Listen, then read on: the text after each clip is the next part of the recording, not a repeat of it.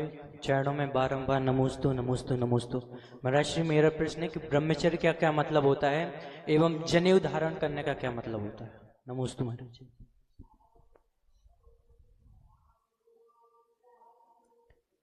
बोलिए अनंत सिद्ध परमेष्टि भगवान की। देवादिदेव 1008 आदि तीर्थंकर प्रभु आदिनाथ भगवान की। देवादिदेव 1008 चिंतामणि पार्श्वनाथ भगवान की। परम पूज्य आचार्य भगवान विशुद्ध सागर जी महामुनिराज की। परम पूज्य आचार्य भगवान विशुद्ध सागर जी महामुनिराज की। द्वादशांग जिन्वाणी माता की। परम पूज्य मुनि श्री 108 समस्त सागर जी महाराज की। मुनि श्री 108 सील सागर जी महाराज की। ब्रह्मचर्य आध्यात्मिक भाषा में यदि कहा जाए तो निज आत्मा में रमण, अपने निज परम ब्रह्म स्वरूप जो हमारा है उसमें रमण करना, उसका नाम ब्रह्मचर्य है। लौकिक दृष्टि से देखा जाए तो ब्रह्मचर्य व्रत जो होता है उसमें जब भी हमें अपने से अपोजिट सेक्स के रूप में आकर्षण होता है और उसके प्रति अब्रह्म भावों का जन्म होता है, अर्थात बुरे वासनाओं का जन्म हमारे अंदर होता है, वह सारे भाव मेरे अब्रह्म में आते हैं और जब मैं उन भावों से छूट जाता हूं उसी का नाम ब्रह्मचर्य होता है। चाहे वे मैथुन की क्रियाएं कही गई हैं, मैथुन्य ब्रह्म, अर्थात सूत्र कहा गया है मैथुन को अब्रह्म कहते हैं और यदि इससे जीव संकल्प पूर्वक दूर होता है तो उसका नाम ब्रह्मचर्य है। और इसमें ब्रह्मचर्य में मात्र शादी करना और शादी ना करना ब्रह्मचर्य में नहीं आता है, क्योंकि शादी ना करने से मात्र ब्रह्मचारी नहीं कहलाएंगे, क्योंकि वासनाएं तो अंदर जागृत हैं और एक से संबंध नहीं बना है, लेकिन उसकी वृत्ति तो वह पशुओं जैसी है अगर, तो फिर वह ब्रह्मचारी नहीं कहलाएगा। इसलिए ब्रह्मचर्य नियम पूर्वक आप जब इन सब चीजों का त्याग करते हैं, आप ब्रह्म भावों का त्याग करते हैं, और अनेक प्रकार के वीडियोस में भी बहुत सारी चीजें होती हैं जिसमें जीव अपने ब्रह्म का नाश कर लेता है, अपने अंदर वह वासनाएं उत्पन्न कर लेता है, उसी को अगर रोक लिया जाए उसी का नाम ब्रह्मचर्य है और नियम पूर्वक रोका जाए वही ब्रह्मचर्य व्रत कहलाता है।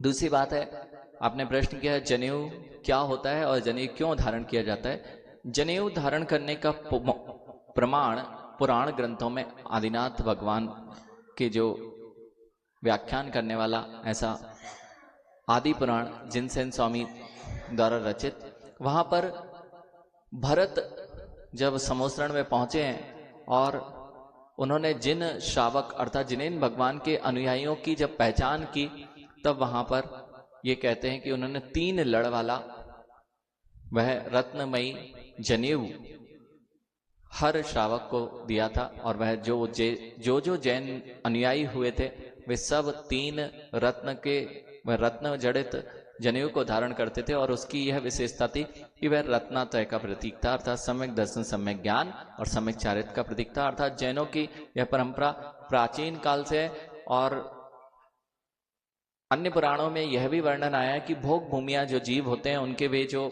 आभूषण होते हैं उसमें ब्रह्म सूत्र का वर्णन भी आया है और ब्रह्म सूत्र वे धारण करते हैं। कौन?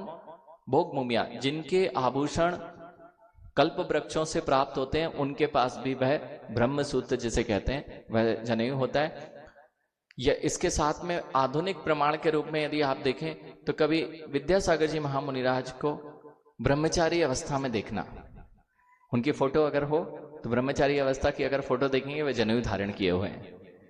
फिर यहाँ आचार्य विशुद्ध सागर जी महामुनिराज की जब वे क्षुल्लक अवस्था में, तब भी क्षुल्लक या ब्रह्मचारी, उनकी भी ब्रह्मचारी और क्षुल्लक अवस्था के देखेंगे वे भी जनेऊ धारण किए। आचार्य विराग सागर जी स्वयं जब भी करते थे तो ये जनेऊ के लिए आप और भी आचार्य भगवंतों से मिलेंगे तो वे जो जिन आगम की पूर्व परंपरा चली आ रही है उसका निर्वहन करते हैं। उपनयन संस्कार में भी जनेऊ धारण कराया जाता है। पंच कल्याणक आदि की क्रियाएं होती हैं उसमें भी जनेऊ धारण कराने की आज्ञा है और ये जनेऊ बहुत सारी चीजों से आपकी रक्षा करता है। एक और विशेष आप जान जाएं, जैसे लोग अभी काले धागे और अनेक प्रकार के बहुत सारे धागे पहनने लगे कि हमें नजर न लग जाए, ऊपरी बाधाएं ना आ जाए, सबसे अच्छा उपाय है।